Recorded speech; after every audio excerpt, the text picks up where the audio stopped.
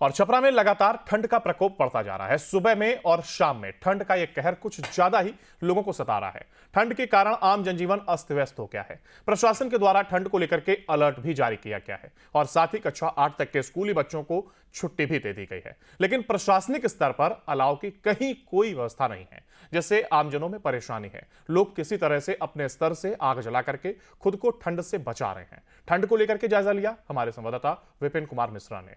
देखिए रिपोर्ट।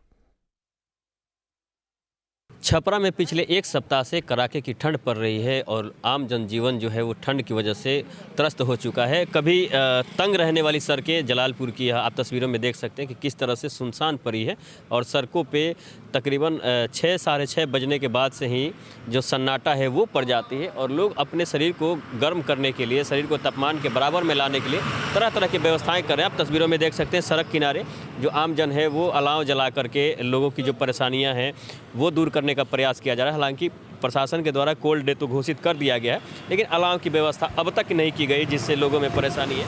हमारे साथ राजद के वरीय नेता हैं सुधांशु रंजन जी।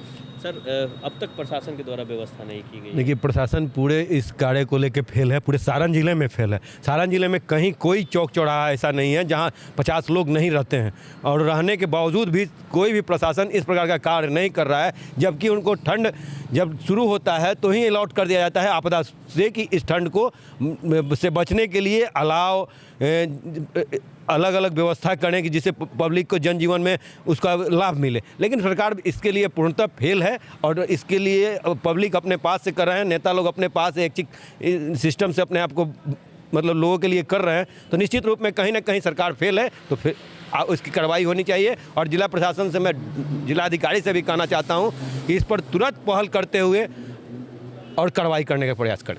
तो निश्चित ही अलाव की व्यवस्था करनी चाहिए, क्योंकि ठंड जो है वो लगातार बढ़ रही है और लोगों को कोई सुविधा नहीं मिल पा रही है। लोग खुद से ही प्रयास करें।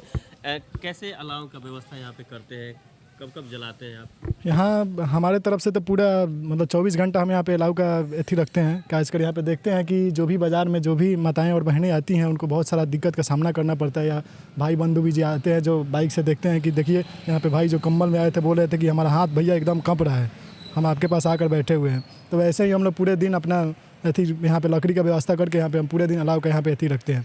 जब से ठंडा यहाँ पे बढ़ा हुआ है तब से।